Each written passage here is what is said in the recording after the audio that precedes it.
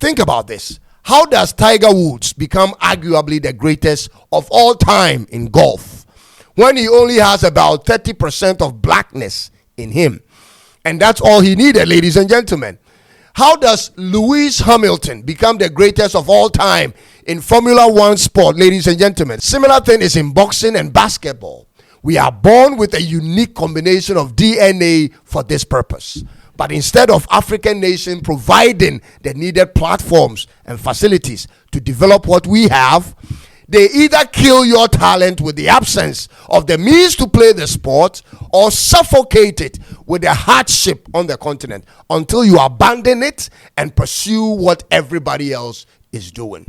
It is the same issue when it comes to our natural resources that we have on this continent. Instead of building the universities and entrepreneurs and the factories that's deliberately targeted at developing our natural resources, no, we have abandoned them in search for loans, ladies and gentlemen.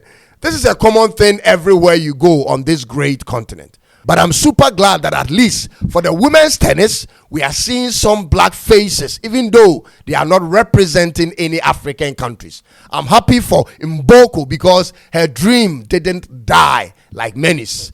And if you've observed closely, ladies and gentlemen, ever since the Williams sisters opened the door to black women in tennis in the modern era, the women's singles tennis has gradually seen a lot of black girls at the very top.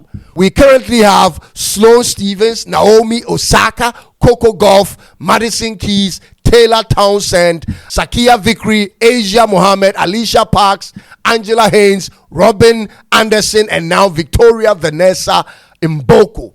And we have even more to come. There is hope in Africa. However, how many ITA approved tennis courts are there in all of Africa? I don't know.